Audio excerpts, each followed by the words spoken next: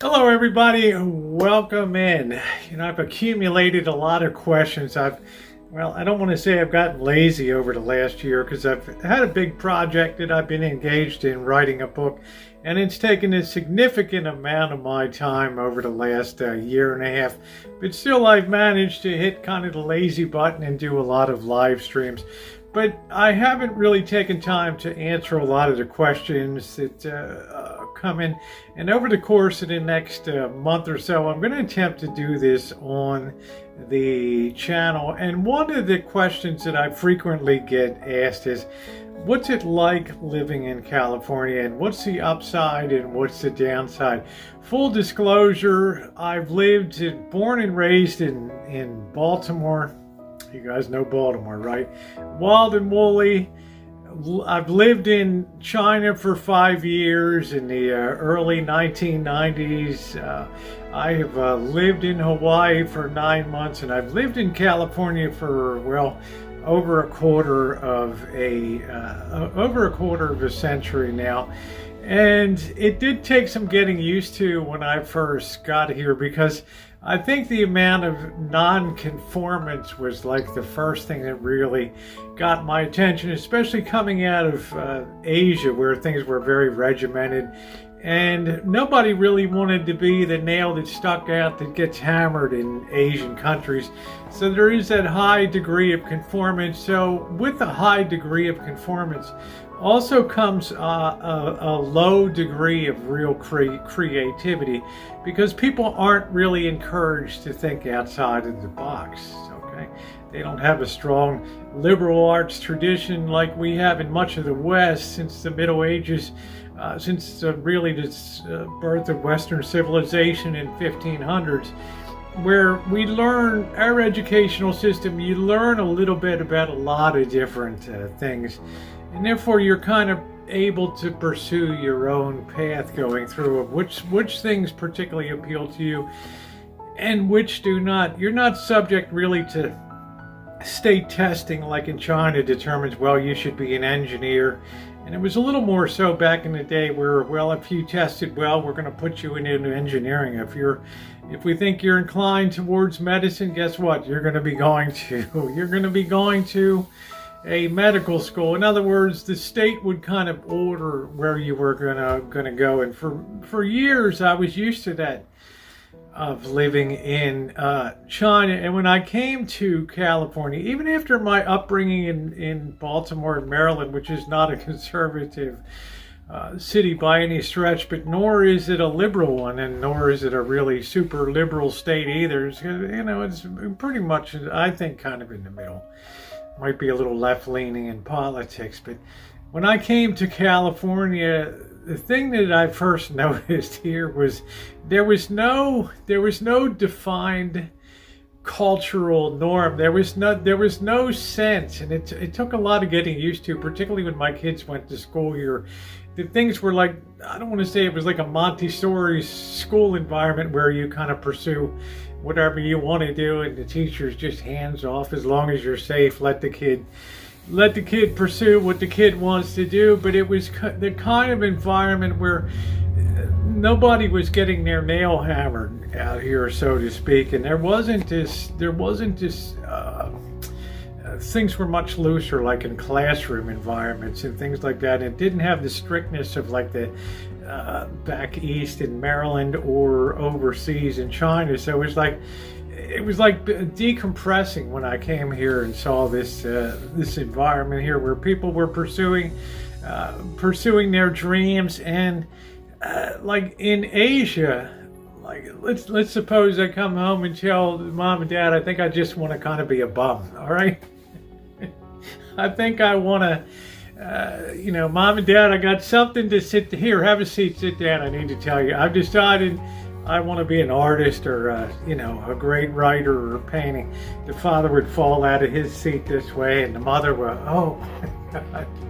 Their first thought would be, geez, what am I going to tell Mr. and Mrs. Wong over here? How's your son doing? In other words, there's that much more of society telling you what defines success. in Asia, and that spells Money. When I came to California, I saw people pursuing many different lifestyles that had really nothing to do with money. And if you wanted to get a van, live at Venice Beach, or just hang out on the Pacific Coast Highway or do your thing, as long as you could scrap together the money to do that, there wasn't anybody in Pismo Beach to tell you not to, except maybe the police. You got to move along. But there wasn't that overarching sense of do something, make something of yourself. So it became, truth be told, it became a real, it was a real hotbed of creativity, and I saw that down at places like UC Berkeley. And at Stanford, particularly in the Bay Area here, it just seems like there was always this free thought that was bringing people together to be entrepreneurs. Companies like Apple or Facebook, or the super high-tech companies, the Oracles. And I just thought to myself, how do they keep doing it here? How does it keep being a real California thing to have that level of free thought and that level of creativity that I really never seen anywhere else in the world? And I think it's exactly that not forcing people into some type of conformity, especially as they're growing up, and they're not discouraged away from pursuing what may not seem to be a remunerative career. In other words, a career where you may not make a lot of money. It seemed like there was a higher degree of actualization that occurred in terms of doing something because it gives you some sense of fulfillment and something like that. Now that's radically changed a lot, because now here, and Ken, we'll talk about this in a separate video. Now we have this bottom-up sort of, just to give you a little teaser, we have a bottom-up kind of thing here where, those that can't do or won't do are gradually what I call impacting those above and changing the ideology of being successful, or being the person that's willing to go out and drive the bus, or sweep the floors, or to work, punch the clock for 8 hours a day or whatever. In other words, it got so expansive at the bottom, this sort of freewheeling idealization of life, that it started to seep upward. It starts to boil the upper levels above us, and it's really starting to take a toll on the economy. So one thing is just the level of free thought and the non-structured and non-structured environments, particularly in the way of education, went real far in terms of letting people feel like they didn't necessarily have to conform. Which brings me to my second point, which is that California is still a state of immigrants. Very few people, I mean, I love Iowa. I love, I'm sure I'm going to love Oklahoma and stuff, but it's not the kind of place where you have a lot of migration into those states. They're kind of steady, and I'm not talking about the people that come up from South America and Mexico and stuff looking for jobs and things. But I'm saying in California, we are particularly like the closest to Asia here. And we've always had a real Asian influence and an influence from South and Central America and from Mexico too, that has pervaded our country. You don't get like a Canadian drip down effect into America. It's all from sort of Asian and from the South, but then you couple that with the great migration of people from Oklahoma and the Dust Bowl states in the mid to late 1930s. And you have a real confluence of three different streams that were coming into California at that time. Particularly the real, what I call the hard-nosed Americans that were determined no matter what, if they had to get into their 1920 Flivers, Model Ts or whatever and drive to California, Lord, I don't know how they did it, right? And come here with all of their crap on the top of their trucks like Granny Clampett and get to California and start a new life. In other words, those with get up and go got up and went, and that brought a mindset of like can do, and we're just going to keep doing better. But my point about the Three Rivers moving into the state was no particular group of people had any particular call on setting up society here. In other words, not like New England where you might have the blue bloods and it's a little hard maybe to break in, or the South where people can immediately, if you don't have our Southern accent or whatever, people are going to make you as kind of maybe a shaky Yankee, a sneaky Yankee. California, there was none of that one-upsmanship of we were here first or whatever. It's hard to, let's just say the Native Americans were certainly here first. But I'm saying in terms of settlers and people that came in, otherwise, nobody really got the dominant hold on anybody else. So nobody ever felt like by birthright in California that they were better. Now, okay, you got some people like my friend John, native California, right, born and raised in California. Maybe 20 years ago, ooh,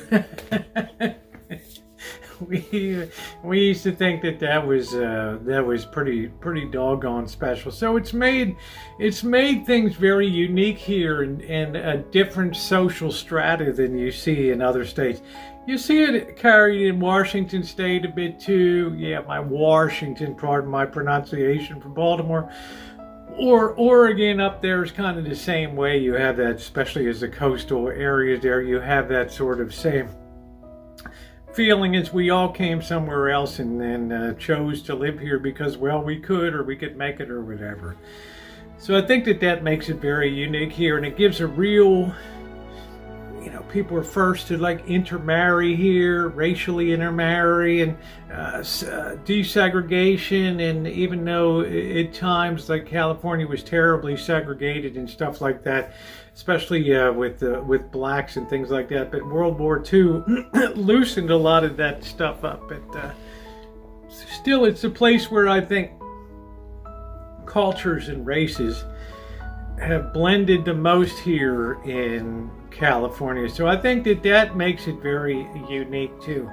And I think the third thing that makes this unique is the climate. I remember when I first moved here in August of 1998, and I would wake up in the morning and I'd look up at the sky and it just looked like fog or low clouds, and I'd be like, oh man, looks like it's going to rain today or something like that. And then by 10 o'clock, the sun would be steaming the moisture off of the fences, and it'd be like 85, 90 degrees in the afternoon, bright, sunny.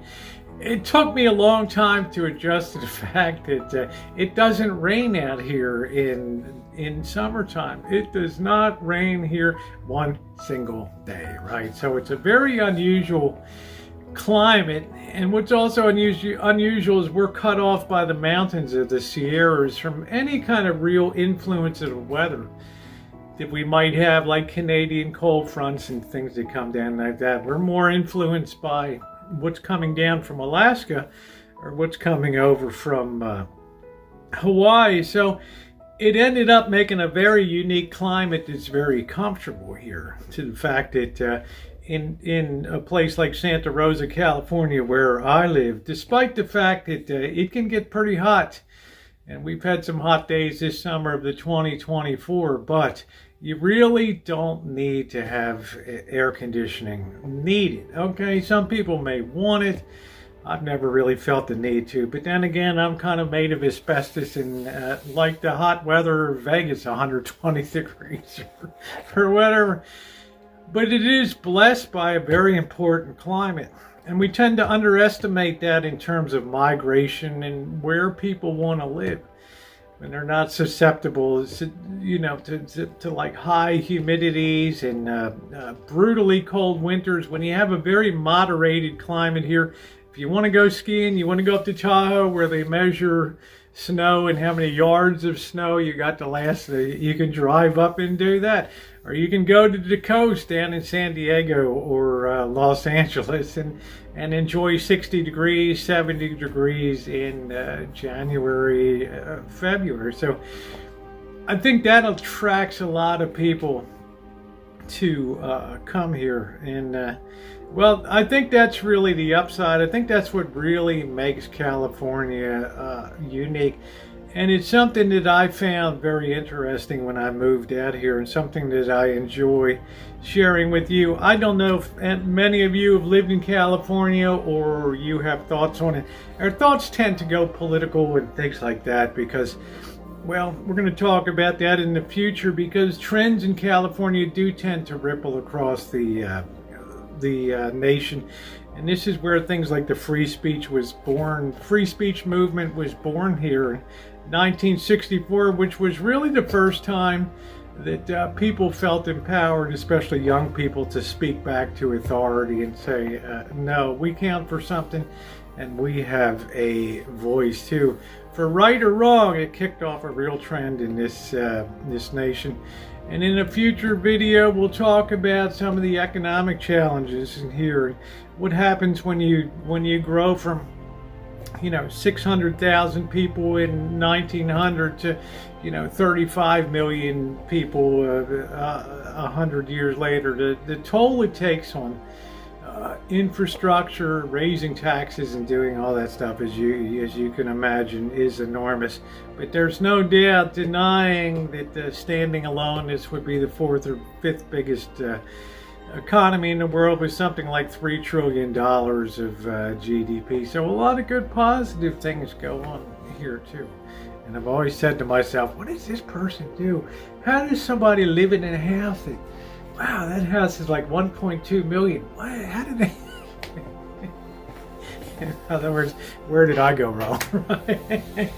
How did I end up in the hood? But that's a little bit about my thoughts on really what makes California unique, in the way that the people think here and the way that society is structured and things like that.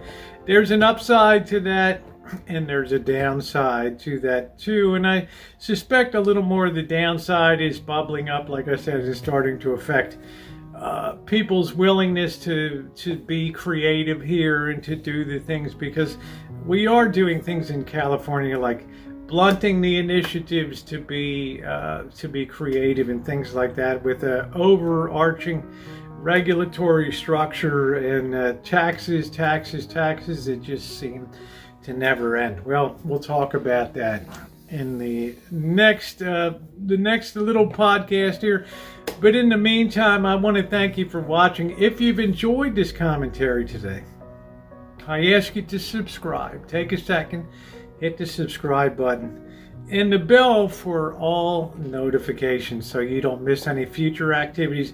Vintage audio you see behind me, restorations, listening experiences, outdoor cooking demonstrations in Rancho Kitchen Stadium, metal detecting, travel, life-threatening live streams on the streets of America, as well as what it takes to run a urban homestead, what I call homesteading in the hood, here in Center City, Santa Rosa, California, right in the middle of the hood, with all the noise and everything else.